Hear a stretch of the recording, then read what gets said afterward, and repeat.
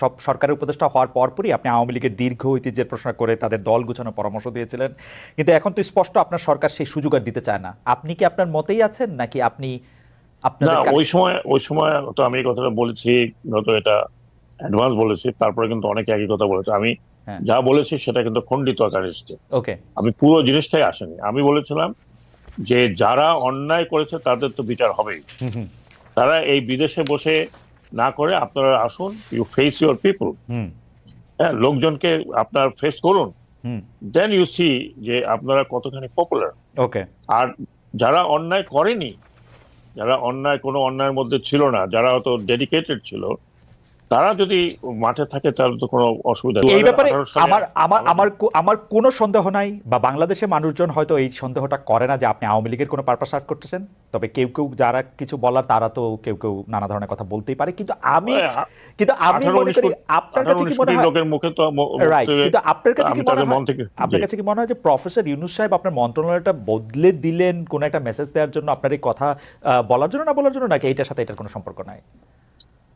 না, আমি তো যতটুকু মানে ওদের কাছ থেকে শুনেছি, হুম হুম আমার বিরুদ্ধে বিএনপির ছাত্ররা নেমেছিল, হুম বিশেষ করে হুম উইদাউট আন্ডারস্ট্যান্ডিং। ওকে, হয়তো অনেকে শুনেই নেই আমি কি বলেছি। সেইটাই হয় আর কি বেশিরভাগ সময়, তো বেশিরভাগ এনিওয়ে সময়, anyway I forgotten that. Right, আমার না না ঠিক আছে। কারোর বিরুদ্ধে কোনো অভিযোগ নেই। আমার মনে হয় যে মানে আওয়ামী লীগের সাথে আপনাকে যদি সংযুক্ত করার কারো এরকম উর্বর চিন্তা যাদের আসে, সেটা তাদেরই দায়িত্ব, তাদের এটা আর চিন্তা মহিউদ্দিন, করা। আমি আপনাকে একটা কথা বলি, জি একটা জাস্ট ফর জি ইউর আপনি আমাকে 2018 সালের নির্বাচনের আগে হুম হুম বিভিন্ন জায়গা থেকে বলেছে যে আপনি নমিনেশন নিলে আপনি একটা একটা পর্যায়ে চলে যাবেন, ইনক্লুডিং হুম ইনক্লুডিং আমাদের আহ, আহ, একটা সংস্থা। আমি সাথে বলেছিলাম যে আমার পলিটিক্যাল কোনো অ্যাম্বিশন নাই, I can do party politics, I will never do it. General Sakhawat, আমি কারণ আমি আমার আমি আমি সে সময় দেশে ছিলাম, আমিও দর্শকদেরকে সাক্ষ্য দিচ্ছি যেরকম একটা আলোচনা ছিল, এবং আমি এটা ফর জি শিওর জি জানি। জি জি আমি জি। একটু জনাব মাসুদ কামালের কাছে যেতে চাই। জনাব মাসুদ কামাল, আহ, আপনাকে শোনার জন্য আসলে আমাদের দর্শকরা অনেকেই ব্যস্ত এবং বেকুল আছেন, কিন্তু আমি একটা প্রশ্ন করতে চাই যে আপনি কি ডক্টর মোহাম্মদ ইউনূস এবং তার উপদেষ্টা পরিষদের উপর রেগে আছেন? মানে প্রশ্নটা এই কারণে করছি যে আপনি প্রায় শুরু থেকেই প্রতিটা পদক্ষেপের পরের ফলের দিকে আপনি খুবই কঠোর সমালোচনা করছেন, দায়ী করছেন, যেইটা আসলে দায় তাদের দেয়ার থেকে আগের সরকারের বা বর্তমানে যে চলটা চলে এসছে গত 30 35 50 বছরে, তার জন্য দায়ী করা যায়। কিন্তু আপনি আসলে রেগে আছেন কিনা, খুব ক্ষুব্ধ আছেন কিনা এই সরকারের উপর, ডক্টর ইউনূস সরকারের উপর স্পেশালি? আচ্ছা, আমি দেখবো যে তারা ভালো করছে না অথবা ভালোর দিকে যেতে পারছে না। হয়তো বললাম পরীক্ষা যখন হয়নি, হ্যাঁ হয়নি, আমি যখন দেখছি আমার ছেলেটা অঙ্ক প্র্যাকটিসটা করে গেম খেলছে, তার উপর আমি ক্ষুব্ধ হবো না? হবো। তো তুমি তো অঙ্কে খারাপ করতেছো। কিন্তু তো সেই জায়গাটা কিন্তু কামাল ভাই, আপনার কাছে কি মনে হয়, কামাল ভাই আপনার কাছে মনে হয়, সতর্ক করার চেষ্টা করেছি, কামাল ভাই আমি আপনার কাছে, বলার চেষ্টা করেছি আপনারা যেভাবে যাচ্ছেন ভালো হচ্ছে না, কিন্তু কামাল এবং ভাই, আমি যেগুলো বলেছি আপনি মিলিয়ে নেন, সবগুলি সত্য হয়েছে। আমি বলেছি কিন্তু ওনাদেরকে, এবং আমি আজকেও বলবো কিছু কথা, আপনি মিলাই নিন। যেমন আজকে আমি একটা কথা বলে রাখি, যেমন আমি দ্রব্যমূল্য নিয়ে বলেছি, শুরু থেকে বলেছি এটা আপনাদের ভোগাবে, এবং ভুগিয়েছে। তারা সেই পদক্ষেপগুলি নিয়েছে কখন? যখন নাকি তাদের পুরো জিনিসটা নিয়ে মানুষের মধ্যে হইচই শুরু হয়ে গেছে তখন। এবং আমি আজকে একটা কথা বলি আপনাকে, এই যে আমাদের সড়কগুলি আছে, বর্ষাকাল কিন্তু এখনো চলছে, সড়কগুলি কিন্তু ভাঙা। দেখেন আগের যে সড়ক ছিল, আগের সরকার কি করতো, এমন ভাবে সড়ক মেরামত করতো যাতে নাকি 1 বছরের একটু আগেই ভেঙে যায়। তারা এমন ভাবে মেরামত করতো, টাকা নিতে অনেক, চুরিচামারি করতো, কিন্তু অনেক চুরিচামারি হচ্ছে জায়গায়। তাদের এই মেরামত গুলি অল্প অল্প করতো যাতে নাকি প্রতি বছরে রিপেয়ার করতে হয়, আর তাদের বিপুল লাভ হয়। এবং সড়কগুলি কিন্তু ভাঙবে। আমি এখন থেকে সতর্ক করছি, এই সড়কগুলো আপনারা ঠিক করেন। দেখবেন যদি ঠিক না করে, আর 3 থেকে 4 মাস আপনি হাইওয়েতে চলতে পারবেন না। এখন এটা আমি বলবো না যে আপনারা আগে থেকে কামাল ভাই, সড়কের ব্যাপারটা আসার আগে আমি একটু দ্রব্যমূল্য নিয়ে কথা বলি। আপনি দীর্ঘকাল গণমাধ্যমের শীর্ষ পদে কাজ করেছেন, এখনো কাজ করছেন নানা রকম ভাবে। আমি দ্রব্যমূল্যের ব্যাপারটা ফর শিওর জানি। আপনি যখন বলবেন যে দ্রব্যমূল্য বাড়ছে বা দ্রব্যমূল্য নিয়ে আপনি কথা বলবেন, এটা আরেক ধাপ বাড়ে। আপনি তো খুব ভালো করে জানতেন যে জানেন যে দ্রব্যমূল্য বাড়া বা এটা নিয়ন্ত্রণের বাইরে চলে যাওয়া সেটা সাময়িক, সেটা কিছু সময়ের জন্য মানুষের অতি মুনাফার কারণ, সরকারের দায় সেখানে অনেক কম। কিন্তু আপনি সবচেয়ে বেশি দ্রব্যমূল্যটা নিয়ে যদি বলি, আপনি সরকারকে এত বেশি ব্যর্থ কেন বা সরকারের ব্যর্থতাটা কেন আপনি এত বেশি দেখেছেন? আচ্ছা, দ্রব্যমূল্য বাড়লে আমি কার ব্যর্থতা বলবো? এটা তো দ্রব্যমূল্য আপনাকে পাল্টা প্রশ্ন করলাম, এটা কি আমার ব্যর্থতা? আর আপনার ব্যর্থতা? এটা কার ব্যর্থতা? বাজার তো চাহিদা, দ্রব্যমূল্য বাড়লে এটা কার ব্যর্থতা? আচ্ছা, দ্রব্যমূল্য বেড়ে গেল, বেড়ে গেল কি কারণে বাড়লো? সেগুলি না হয় আপনি যদি খুব শার্প হন, আমি যদি খুবই শার্প হই, আমি যদি খুব কানেক্টেড থাকি, আমি হয়তো আইডেন্টিফাই করতে পারবো যে ওর কারণে বাড়ছে। এর চেয়ে বেশি কিছু করার ক্ষমতা আমার আছে? এটা কার করতে হবে? সরকারকে যে করতে হবে। কিন্তু সরকার যখন একজন যে চেয়ার দেখেন, এই ব্রিগেডিয়ার সাখাওয়াত হোসেন, উনি এখন যে একটা জায়গায় চেয়ারে বসেছেন, এর আগে কিন্তু ওখানে ছিলেন না। যখন উনি না ছিলেন তখন ওনার কাছে কি গভর্নমেন্ট যে অ্যাপারেটাস গুলো ছিল না, তখন উনি হাজার বললেও কিছু হতো না। কিন্তু যেই মাত্র উনি যে চেয়ারে বসলেন, তখন কিন্তু সরকারের সমস্ত ইনস্ট্রুমেন্ট গুলো উনার হাতিয়ারে পরিণত হলো। এখন উনার দায়িত্বটা কি? হাতিয়ার গুলো জায়গা মতো ব্যবহার করা। যদি ব্যবহার কেউ না করে, আর যদি বলে যে আমি ওই লিগেসি নিয়ে আসতেছি, আওয়ামী লীগ আমলে এটা হয়েছিল, আমি কি করব, তাহলে বুঝতে হবে কি যে উনি ওই হাতিয়ারগুলো হয় দেখতে পাননি, অথবা ওই হাতিয়ারগুলো ব্যবহার করতে জানেন না। কামাল ভাই, একটা প্রশ্ন শুধু করি যে এই সরকার যে হাতিয়ারগুলি পেয়েছে, আমরা যদি তাদেরকে আমলাতন্ত্র বা যারা এক্সিকিউশনে তাদেরকে বলি, তাদের যে কাজ করার ক্ষেত্রে যে রেগুলার নিয়ম কানুন, সেটা আওয়ামী লীগ সরকারের সাথে দুর্নীতি দিয়েই হোক আর অন্য কোনো বোঝাপড়া দিয়েই হোক, এটা একটা সিস্টেম তারা দাঁড় করাইছিল। এখন এই সরকার আইসা তো সেই হাতিয়ারগুলি ব্যবহার করতেছে, যেটা নানাভাবে দুর্নীতির মরিচা পড়া, অন্যায়ের ঝামা দিয়ে ভোতা হয়ে যাওয়া, সেগুলি তারা কিভাবে আর ব্যবহার করবে? মানে আমি জানতে চাইতেছি আসলে, মানে এটা আমি আপনাকে বলি যে সেগুলি তারা ব্যবহার করছে কেন?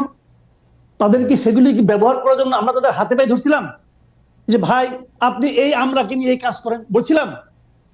কেন ওনারা ওই আমলাকে নিয়ে কাজ করছেন? কেন ওনারা ওই সচিবকে নিয়ে কাজ করছেন? আমি একটা কথা আপনাকে বলি, শুনেন। 4 অগাস্ট মানে 12টা 1টা 2টা বন্ধ হয় না এ পর্যন্ত বাংলাদেশের কোন একজন সচিব শারীরিকভাবে, মানসিকভাবে, আর্থিকভাবে অথবা আধ্যাত্মিকভাবে শেখ হাসিনার পতন চেয়েছিল? চাইনি। বরং যারা তাদের সমস্ত কিছু দিয়ে শেখ হাসিনার গভর্নমেন্ট টিকে থাকুক সেটা চেয়েছিল। 5 তারিখে সবাই এই গণঅভ্যুত্থানের মাধ্যমে আসা নতুন সরকারের পক্ষে হয়ে গেল। 8 তারিখে শপথ দিল, তারা সবাই ডক্টর ইউনূসের লোক হয়ে গেল, ব্রিগেডিয়ার সাখাওয়াতের লোক হয়ে গেল। ওনারা তাই মনে করছেন কেন? কেন তারা ব্যবস্থা নিলেন না? এখন যদি উনি বলেন যে ওনাদের রেখে যাওয়া ইনস্ট্রুমেন্ট দিয়ে আমি কিভাবে কাজ করব, তার মানে কি ওই ইনস্ট্রুমেন্ট গুলো তো আপনাকে রাখছেন আপনাদের কাছে। আপনি বলবেন কি হতে পারতো? আমি আপনাকে বলি না যে পুরো আমলা আপনি শেষ করে দেন, আমি বলি না। আমি এটা বলি যে যারা নাকি অ্যাক্টিং সচিব ছিলেন, যারা, তাদেরকে আপনাদের উচিত ছিল প্রথম 1 সপ্তাহের মধ্যে সরাই দেওয়া। সরাই দিলে কি হইতো? পুরো আমলাতন্ত্র, পুরো ব্যুরোক্রেসির মধ্যে একটা মেসেজ যাইতো। কারণ একটা জিনিস আপনি মানবেন, আপনি দীর্ঘদিন নিজের সাংবাদিকতা করেছেন, মানবেন যে জয়েন্ট সেক্রেটারি, এডিশনাল সেক্রেটারি পর্যন্ত প্রতিভা দেওয়া হওয়া যায়, কিন্তু সেক্রেটারি হতে হলে তাকে অবশ্যই সেই গভর্নমেন্টের সঙ্গে পলিটিক্যালি ইনভলভ থাকতে হয়। সেই গভর্নমেন্টের সমস্ত সেক্রেটারি নিয়োগ হয় রাজনৈতিক ভাবে। আমি একটু বোঝার জন্য রাজনৈতিক ভাবে নিয়োগকৃত সেক্রেটারিতে সরাই দিতেন ভাই, এতে কোনো দেশের ক্ষতি হতো না। ছাত্ররা যদি উপদেষ্টা হইতে পারে, এডিশনাল সেক্রেটারি দায়িত্ব পালন করতে পারতো। পারেন নাই কেন করতে? কারণ আপনারা ওই সিস্টেমকে টিকে রাখতে চাইছেন। এখন চাইয়ে নেওয়ার পরে যদি বলেন যে আমার হাত পা বাঁধা, আমি কি করবো? না, আপনার কাছে সত্যি মনে, অন্য একটা জায়গা থেকে বলি, আপনার কাছে সত্যি মনে যে এই সিস্টেমটা টিকায় রাখতে চাইছে এই অন্তর্বর্তীকালীন সরকার? ধরেন 80 জন সচিবের বাদ দেওয়াটা কি প্র্যাকটিক্যাল ছিল? মানে প্রথমে আইসাই প্র্যাকটিক্যাল ছিল, কিন্তু এই সরকারের পক্ষে উপলব্ধি করা কঠিন ছিল। কেন ছিল? কারণ এই সরকারের মধ্যে অনেকগুলি সচিব ছিল। এই সরকার সচিব নির্ভর সরকার ছিল, এবং বয়স্ক সচিব, সবাই রিটায়ার্ড সচিব ছিল অনেকগুলো। তারাই প্রভাব বিস্তার করেছেন, এবং তারা বুঝে, এবং যখন একজন বয়স্ক হয়ে যান তিনি কিন্তু পরিবর্তনকে ভয় পান। আমরা একদিকে আমলা, আবার একদিকে বয়স্ক, পারবেন না তো কিছু করতে। কামাল ভাই খুবই চমৎকার করে বলছেন। আমি আজকে আরো অনেকগুলি বিষয় আছে, সেজন্য আমি এইটা এখানে রাখলাম, কিন্তু আমার অনেক শুনতে ইচ্ছা করতেছিল আরো। ব্রিগেডিয়ার জেনারেল সাখাওয়াত, আপনি কি একটু বলবেন? কামাল ভাই একটা একদম স্পেসিফিক কথা বলেছেন যে আপনারা আসলে এই যে অজুহাতগুলি, এগুলি রাখতেই চাইছিলেন। গত সরকারের এই মাথার উপর চেপে বসা থাকা সিন্দাবাদের ভূতের মতো লোকদেরকে আপনারা রাখতেই চাইছিলেন, এটা কি ঠিক? আমি কি আমার কথা বলবো? নোবডি নোজ কে কখন যাবে। আমি বলি আপনাকে আমার কথাই ধরুন। আমি স্বরাষ্ট্র মন্ত্রণালয়ে যিনি ছিলেন, তিনি 3 দিন ছিলেন, তারপরে কিন্তু চলে গেলেন, এখন তিনি জেলে আছেন। তারপরে আমি যখন নৌ মন্ত্রণালয়ে আছি, নৌ মন্ত্রণালয় খুব একটা ভাইটাল মিনিস্ট্রি। এখানে সবাই বললো যে একজন সেক্রেটারি আছেন, তিনি অত্যন্ত তুখোড় এবং ভালো কাজের লোক। বাট আমি যখন তার সম্বন্ধে জানতে পারলাম যে উনি যখন সমস্ত সচিবদের নেতা ছিলেন, তখন ওনার কিছু কর্মকাণ্ড ওয়াজ নট একজন সচিবের মতো ছিল না, মানে নিউট্রাল লোকের মতো ছিল না। তো উনি নিজে, তারপর উনি কিন্তু ওএসডি হয়ে গেছেন। তারপরে আরেকজন আসলো, আমি নিজেও জানতাম না, আমার এই সংস্থা থেকে একজন হলো, ভালো ভালো। না না, জেলসাকাত, আমরা যদি নাম্বারের কথা আসি, কারণ মাসুদ কামাল ভাই স্পেসিফিক 80 জনের কথা, মানে সচিবদের কথা বলেছেন, আমি জানি 80 জন সচিব পর্যায়ের কর্মকর্তা বা পদমর্যাদা রয়েছেন, এক দুজন বেশি টেশি হতে পারে। আপনার কাছে কি মনে হয় কত পার্সেন্ট সচিব এখনো পদে রয়েছেন? পার্সেন্টেজে এটা কি আমি এক্স্যাক্টলি জানবো না, কারণ আমি জানি যে আমাদের যে যে যে উপদেষ্টারা আছেন তাদের বেশিরভাগই সচিব কিন্তু পরিবর্তন হয়ে গেছে। ওকে, না উপদেষ্টা তো 20 জন। কামাল ভাই, আপনার কাছে কি কোনো ডেটা আছে যে কতজন আওয়ামী লীগ সচিব এখনো রয়ে গেছেন সচিব পদে বা কর্মরত ভাবে? আমার কাছে ডেটা নেই, কিন্তু আমি যতটুকু আমি বলি, আমি তো বিভিন্ন পত্র পত্রিকা পড়ি, একজন সচিব চলে গেলে কিন্তু সেটা খবর হয়। তো আমার জানা মতে 10 জনের বেশি সচিব যায়নি। কিন্তু এগুলো আমি একটা নিউজ বলি, শুনেন। আচ্ছা, আমার এখান থেকে 3 জন গেছে কিন্তু। আচ্ছা, আমি ছোট একটা উদাহরণ দেব বলি আপনাকে, একটা উদাহরণ দেব তাহলে বুঝবেন। জিনিসটা হলো কি, আমি কিন্তু এই সচিবদের বিরুদ্ধে আমার কিন্তু ব্যক্তিগত কোনো রোষ নাই। আমি বলতে চাচ্ছিলাম পুরো আমলাতন্ত্রকে, পুরো ব্যুরোক্রেসিকে একটা মেসেজ দেওয়া। মেসেজটা আপনি শুরুর দিনে দিতে পারতেন, আস্তে আস্তে দিলে হয় না। আমি একটা বলি আপনাকে, ধরেন আপনি দাঁত তুলতে যাবেন, আপনি দাঁত যদি বলেন যে আপনি আমাকে 1 ঘন্টা ধরে আস্তে আস্তে টানে টানে তুলেন, ভাই আপনি দাঁত তুলতে পারবেন? দাঁত তুলতে হয় কিন্তু টান দিয়া, পরিষ্কার। তো এক টানে তুলতে হবে আপনাকে। আমার মনে কামাল ভাই এই বিষয়টা একটা বড় আলোচনার দাবি রাখে, কারণ আমরা এটা শুনতেও চাই, বুঝতেও চাই। আমাদের যদি কখনো সুযোগ, আমরা এটা জানতে চাইবো যে কেন এটা করা হয় না, কারণ এটাই স্বাভাবিকতা। কারণ আমেরিকাতেও কিন্তু এইভাবে চলে যে ডেমোক্রেট প্রেসিডেন্টের জায়গায় রিপাবলিকান প্রেসিডেন্ট হলে তারা পুরো দপ্তর নিয়ে তারা সরে যায়। যাই হোক, আমি যে প্রশ্নটাতে আসতে চাইছিলাম সেই প্রশ্নটা হচ্ছে যে দুটি খুব গুরুত্বপূর্ণ বিষয়। মানে একই প্রশ্ন আপনাদের দুজনকেই আমার করতে হবে। সেই বিষয়টি হচ্ছে যে শেখ হাসিনার পদত্যাগের আগে বা পলায়নের আগে, আমি ইদানিং মানে প্রথম পলায়ন পদত্যাগ কোনটা বলবো বুঝতে পারতেছিলাম না, আমি দুইটাই বলি আসলে। এই পতন এবং পলায়নের আগে বৈষম্য বিরোধী ছাত্র আন্দোলনের অন্যতম দাবি ছিল রাজনৈতিক দলের লেজুর ভিত্তিক ছাত্র রাজনীতি বন্ধ করা। কিন্তু আমরা দেখলাম যে লেজুর ভিত্তিক ছাত্র রাজনীতি বন্ধ করা নেই, শুধু ছাত্রলীগের রাজনীতি বন্ধ করা হয়েছে। এইটা আপনি কিভাবে দেখেন জেনারেল সাখাওয়াত? দেখুন খালেদ, এইটা কিন্তু আমরা যখন আরপিও সংশোধন করি বা সংস্কার করি, তখন কিন্তু স্পষ্টত ভাবে বলা হয়েছিল যে কোনো দলের ছাত্র সংগঠন থাকতে পারবে না। ছাত্র সংগঠন থাকলে তারা তাদের নিজস্ব কায়দা থাকবে। রাইট। আপনি যদি এখনো আরপিওটা করেন, তাহলে ওখানে অনেকটা ডাইলুটেড করার পরে যেটা আছে, সেটা হচ্ছে ছাত্র সংগঠন যার যার সংগঠন মোতাবেক চলবে। সেখানে যে বড় দলগুলো বললো আমাদের আইডিওলজিতে যারা চলবে তাদেরকে আমরা আমাদের অঙ্গ সংগঠন বানাবো না, হয়তো তাদের সাথে আমাদের একটা আইডিওলজিক্যাল মিল থাকতে পারে। এইসব আপনি এখনো যদি আরপিও দেখেন, অনেকটা ইন্টারপ্রেট করলে এরকমই থাকে, কিন্তু অ্যাকচুয়ালি ভার্চুয়ালি এটা তো কাগজে কলমে আছে, কিন্তু কেউই এটা মানে নাই। আপনি দেখেছেন যে ছাত্রলীগ যেটা মানে আপনার অঙ্গ সংগঠন থেকে এখন বলে ভাতৃপ্রতিম, নতুন একটা শব্দ বের করেছে, ভাতৃপ্রতিম দিয়ে ঠেঙ্গানো হচ্ছে। হ্যাঁ, আর লাস্টে তো আপনার আমাদের গ্রেট কাদের সাহেব বলেই দিলেন যে পুলিশের দরকার নাই, আমার ছাত্রলীগই যথেষ্ট। অ্যাকচুয়ালি তাই, এবং পুলিশের সাথে এবং ভাতৃপ্রতিমদের দাপটে তো বাংলাদেশে আমি কি বলবো আপনাকে, রাইট, কিন্তু আমার প্রশ্ন হচ্ছে যে আপনারা লেজুর ভিত্তিক ছাত্র রাজনীতি শুধু ছাত্রলীগেরটাই করবেন কিনা? এই সরকার এটাকে আলাদা করে একটা ঘোষণা দিল, অন্য লেজুর ভিত্তিক ছাত্ররা মানে ছাত্র দল ছাত্র শিবির কোন দিক দিয়ে এদের চেয়ে ভালো হবে বা বাম সংগঠন? আমি কে ভালো হবে কে খারাপ হবে সেটা আমি বলছি না। জি, আমি একটা তো দাবি ছিল, দাবিটা আমার মনে হচ্ছিল বোধহয় যে ইউনিভার্সিটির অঙ্গনে এই ধরনের ছাত্র সংগঠন থাকবে না, লেজুর ভিত্তিক। আমি যতটুকু নিয়ে আসি, ইউনিভার্সিটির ডাকসু আছে, রাকসু আছে, সেটা সেই সংগঠন তো ছাত্রদের সংগঠন। এখানে ছাত্র নামে ঢুকলো, তারপরে আপনি জানেন আদু ভাই দাদু ভাই সবকিছু হয়ে যাচ্ছে। আরেকটি বড় জিনিস আপনি দেখেন, কিন্তু এই ছাত্র রাজনীতি আমরা যেগুলো দেখেছি, সেই ছাত্র রাজনীতি আর এই ছাত্র রাজনীতির মধ্যে সেটা ঠিক আছে। আমার প্রশ্ন সরল ডক্টর সাখাওয়াত, আমার প্রশ্ন হচ্ছে ছাত্রলীগকে যতটা আওয়ামী লীগের লেজ হিসেবে দেখা যাচ্ছে, ছাত্র শিবিরকে বা ছাত্র দলকে কি আপনারা লেজ হিসেবে দেখতে পাচ্ছেন না বিএনপির বা জামাতের?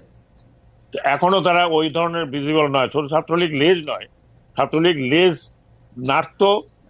হ্যাঁ না সেইটা হয়েছিল ছাত্রলীগে কি হয়েছিল সেটা তো আমরা সবাই নিজের চোখেই দেখছি আসলে, সেইটা কোনো সন্দেহ নাই। কিন্তু আপনি বলছেন যে ওইটা মানে শিবির এবং ছাত্রদল এখনো সেরকম হয়ে ওঠে নাই। আমরা একটু মাসুদ কামাল ভাইয়ের কাছে জানতে চাইবো যে মাসুদ কামাল ভাই আপনি ব্যাপারটাকে আসলে কিভাবে দেখেন?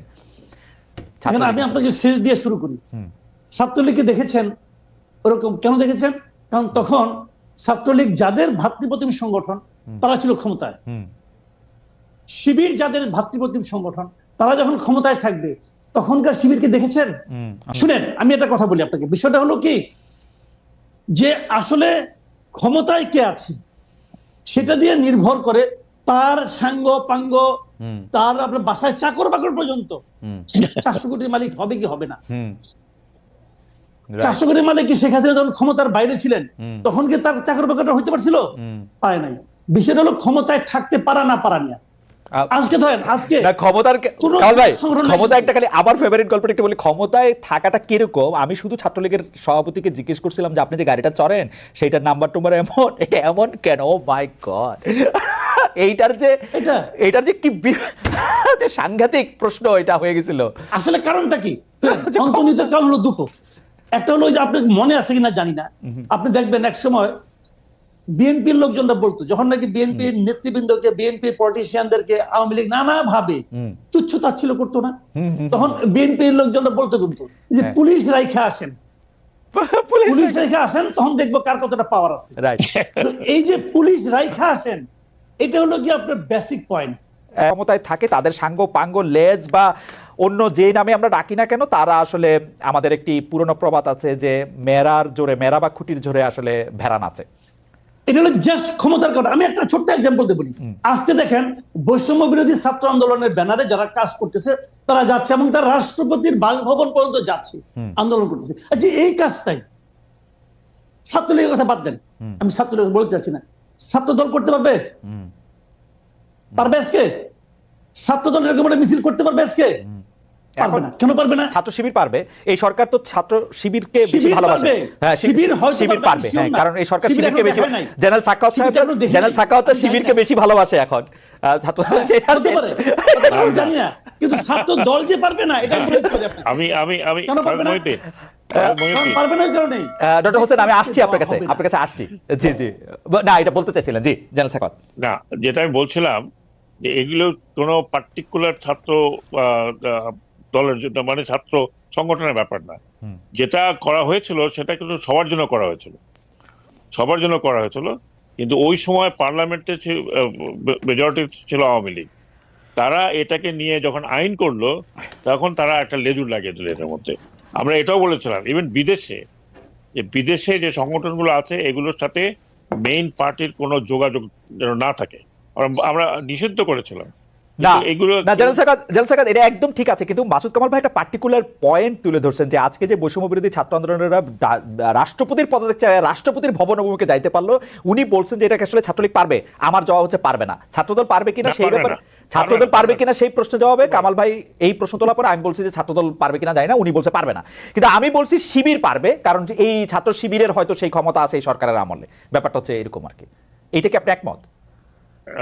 আমি মোটেও একমত না, কারণ আমি অন্তত এরকম কোন সাইন এন্ড সিম্পটম দেখিনি যে এই সরকার একটা পার্টিকুলার কোন দলের সাথে বা দলের প্রতি আপনার দুর্বল। এখন এটা যদি আপনারা বাইরের থেকে মনে করেন যে এনিথিং গোয়িং এখন কিন্তু জেনারেল সাখাওয়াত আমি শেষ করি। পূর্বতন সরকারের আনডিড গুলো যখন মানে আনডু করার প্রশ্ন আসে তখন কারো না কারোর সাথে মিলবে। আমি যেমন বলি আপনাকে, আমি যখন টক সাথে কথা বলতাম তখন আমি প্রায় শুনতাম যে আমি একটা পার্টিকুলার দলের দিকে ঝুঁকে গেছি, কারণ আমি যে কথাগুলো বলতাম সেগুলো হয়তো কোনো একটা পার্টিকুলার দলের পক্ষে যায়, যে তারা যেভাবে চাইছে নির্বাচন হওয়া আমিও ঠিক সেভাবে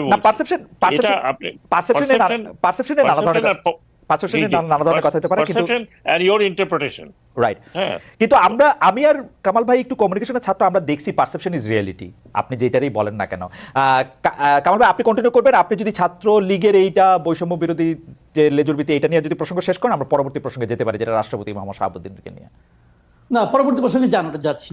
আচ্ছা, এই সেটা আলোচনা হচ্ছে যে শেষ। রাষ্ট্রপতি মোহাম্মদ শাহাবুদ্দিনের কি আসলে পদত্যাগ করার ক্ষেত্রে, মানে আমি দুইটা জিনিস, আপনি যেহেতু এটা অবতারণা করছেন, আমি বলতে চাই যে রাষ্ট্রপতি শাহাবুদ্দিনকে এই সরকার রেখে দিতে চাইলেন সাংবিধানিক বিভিন্ন গন্ডগোল ঝামেলা এড়ানোর জন্য, কিন্তু এটা ঠিক হয়েছে কিনা, বা এটা আরো তারা লম্বা সময়ের জন্য এটা রাখতে হবে কিনা, একই প্রশ্ন আপনি বললে তারপর আমরা জেনারেল সাখাওয়াতের কাছে একটু শুনতে চাইবো। জি কামাল ভাই। আমি মনে করি আজকে তো ওনাদের একটা মিটিং ছিল, উপদেষ্টাদের। ওনাদের মিটিং এ তারা সিদ্ধান্ত নিয়েছেন যে এই ব্যাপারে ওনারা পলিটিক্যাল পার্টির সঙ্গে আলাপ করে সিদ্ধান্ত নেবেন। আমি মনে করি এই যে সমস্যাটা তৈরি হয়েছিল গত কয়েকদিনে, এটার সবচেয়ে সম্ভাব্য সবচেয়ে ভালো পদক্ষেপ ওনারা নিয়েছেন, সবচেয়ে ভালো সিদ্ধান্ত ওনারা নিয়েছেন। কারণ এটা নিয়ে আপনি হইচই করতে পারেন, বাড়াবাড়ি করতে পারেন, যা কিছুই করতেন, তাতে একটা কথা মাথায় রাখতে হবে ভাই, এই উপদেষ্টা পরিষদ বলেন, এই অন্তর্বর্তী সরকার বলেন, তাদের কাজটা কি, মূল লক্ষ্যটা কি? এই রাষ্ট্রপতি শাহাবুদ্দিন চুপ থাকলো কি থাকলো না, এতে কি তাদের ওই কাজের কোনো কিছু হেরফের হবে? বরঞ্চ এটা করতে গেলে যে জটিলতা তৈরি হবে, তাতে ওনাদের যে মেইন কাজটা সেটা বাধাগ্রস্ত হবে, সেটা ক্ষতিগ্রস্ত হবে। আর কি হবে, হুজুগের বসে একটা দাবি তুলেছেন আমাদের হাসনাত আব্দুল্লাহরা, ওনারা তুলেছেন। ওনাদের এই যে তোলাটা, এটা কিন্তু আমি করছি না, মানে মানে আমি এটাকে অনার কিন্তু করছি। কামাল ভাই কি ওনাদের জটিলতা তৈরি হবে? ওনাদের কামাল ভাই কি কাজ জটিলতা তৈরি হবে? কামাল ভাই কি জটিলতা তৈরি এটা হবে? আপনি করতে পারতেন শুরুতে। আচ্ছা, এখন আপনি শুরুতে করেন নাই। এখন জটিলতা তৈরি হবে মনে শুরুতে বরং করছেন? আপনি এই সাংবিধানিক পদ্ধতির মধ্যে ঢুকে গেছেন, শপথ দিচ্ছেন এই রাষ্ট্রপতির কাছে সংবিধান সমুন্নত রাখার কথা বলে শপথ নিছেন তো রে ভাই। তো এখন এইগুলি যেগুলো হয়েছে, এখন বাস্তবতার খাতিরে আমি মনে করি উনি তো আপনার জন্য কোনো ক্ষতি করছেন না আপাতত, কিন্তু করতে গেলে, তাকে পদত্যাগ করাইতে গেলে সমস্যা হবে। কি সমস্যা সমস্যা হবে মানে পদত্যাগ করবেন আপনি কোন আইনে? কামাল ভাই, এখন একমাত্র করাইতে পারবেন গাইড জুড়ে। কামাল ভাই, আমি আপনার স্পষ্ট বলি, বাংলাদেশের সংবিধানে প্রধান উপদেষ্টা বা উপদেষ্টার কোনো জায়গা ছিল না। এখন রাষ্ট্রপতি প্রধান উপদেষ্টা সহ অন্য উপদেষ্টারা এর জায়গায় কইরা নিয়ে গিয়া সুপ্রিম কোর্টের আপিল বিভাগের মতামত চাইছে, সাবেক প্রধান বিচারপতি সহ 7 জন মিলা সাইন করে এটা ঠিক করে দিছে। এরকম ঠিক আরো 10 বার করে দিবে, অসুবিধা কি? এটা তো প্রধান বিচারপতি এখন আসেন একজন, প্রধান বিচারপতির অধীনে আরেকজন রাষ্ট্রপতি হিসেবে শপথ নেবেন, রাষ্ট্রপতি পদত্যাগ করবেন, কি আর হবে? এবং কোন আর সংবিধান হবেন আর কি হবে? মানুষের কাছে হাসি। সারা দুনিয়া তো দেখতেছে না, শুনেন, সারা দুনিয়া এখন দেখতেছে। আমি এর কথা বলি, একটা সময় এমন ছিল আপনি যা করতেন সেটাই বৈধ হইতো। ওইটা প্রথম 7 দিন কেউ দেখতো না, কিন্তু 2.5 মাস পরে এসে যখন আপনি এটা করতে যাবেন, ওই কাদা মাটি যখন থাকে না, যে শেপ দিবেন সেই শেপই হবে, কিন্তু এর মধ্যে মাটি অনেক শুকায় গেছে। না ঠিক আছে, 2.5 মাস আগে আমার মনে হয় না যে চেয়ারটার আমার কোনো বদলের দরকার আছে। এখানে এই চেয়ারটা যখন কথা বলে যে আমি আসলে পদত্যাগ দেখি নাই, তখন তো আমার মনে হইতেই পারে যে স্টেবিলিটির জন্য আমার এই চেয়ার দেখি নাই বলেন না, উনি বলছেন যে জিনিসটা, আমি কিন্তু ওইটাকেও জাস্টিফাই করি। আমি বলি একটা কথা আপনাকে,